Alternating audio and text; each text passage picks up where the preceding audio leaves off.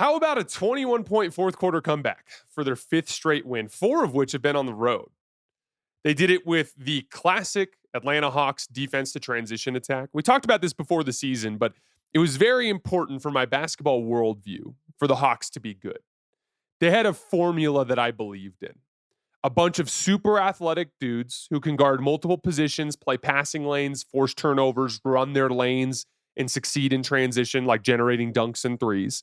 And then a lot of guys that are like pretty high IQ dribble, pass, shoot guys. Maybe not the best shooters in the world, but like a group of guys that like can all put the ball on the floor and make plays for their teammates and play drive and kick. And then Trae Young obviously would be the piece that would tie together the half court offense. Now, we got to take the Trae Young piece and set it aside for now because he's obviously injured, but we're seeing the defense to transition piece and the whole aggregate dribble, shoot, pass, playmaking piece come to fruition here. Like the run against Phoenix was scary to watch.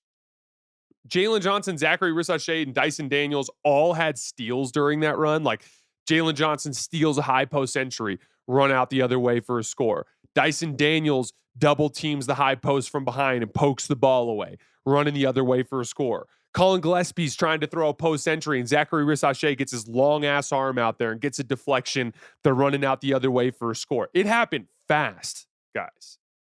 It was a 20-0 run to get them back within one. Like it was avalanche, steal, run out, score, steal, run out, score, steal, run out, score. But the most impressive part of it is like it slowed down into a half court game. Like the Suns responded. They Devin Booker and Dylan Brooks got a couple of buckets late, and they actually pushed the lead back to 6 after Atlanta had gotten back to 1. But the Hawks played really good on offense in the half court to end the game. Some brilliant drive and kick sequences. Like guys were hitting gaps and making good kick out reads. They were keeping the ball moving constantly. Really good relocations and cuts. Dyson Daniels and Nickeil Alexander-Walker really led their way with their playmaking during that stretch. Dyson had the 2 biggest assists of the game that actually put the game away. A really nice drive off of the left wing. It was already in a drive and kick sequence, and they were in their kind of flow. And Nickeil Alexander-Walker was in the right dunker spot. And Dyson Daniels caught on the left wing in a driving kick sequence. He rips the closeout.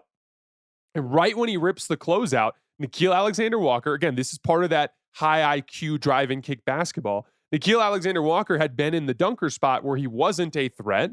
He tees up. He cuts right to the front of the rim, right as Dyson is driving, finds a perfect little window. Dyson shovels it off to him, and Nickeil makes that little floater in the lane. That's super high level drive and kick basketball. They ran a rep of stack pick and roll at the end of the game where Dyson threw a beautiful lob to Onyeka Okongwu, who dunked it in. A bunch of really nice playmaking, drive and kick, like everyone's involved in moving with and without the basketball type of sequences for the Hawks to close that game. They remind me of Toronto a bit, where they don't have like the best catch and shoot talent in the world, but they have a lot of athletes who can pressure the rim and play make out of it. So they're better in the half court than you would think based on the way their lineups look on paper. And then just a couple of guys shooting the ball better. Jalen Johnson's shooting the shit out of the ball from 3 during this win streak. Onyeka Okongwu, he's literally making 41% of his threes on 6.4 attempts per game over the 5-game streak. Like just a couple of guys shooting the ball better too to help tie off some of those sequences with makes, and they're really starting to play some beautiful basketball.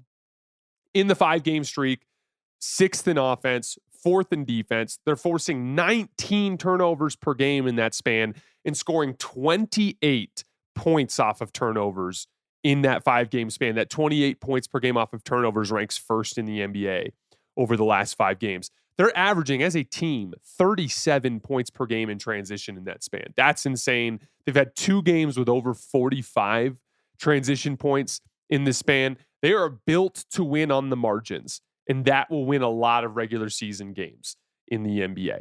Jalen Johnson in the 5-game streak, 23 points, 12 rebounds, and 9 assists. 60% from the field and 57% from 3. Jalen has always been a very gifted downhill athlete that has been very good at like kind of, I was referring to him to the other day on playback as like Giannis reads, meaning like it's not super high level, like surgical Chris Paul, Luka Doncic type of reads, but what he's very good at is reading cutters along the baseline and simple kick out reads to the 3-point line. And when you pressure the rim the way that he does, those reads are available. That's why I call them the Giannis reads. Like, Giannis has just gotten really good at taking the easy reads that are available when you can pressure the rim the way that he does. That stuff has always been there for Jalen. The ceiling raiser for him has been the three-point shot.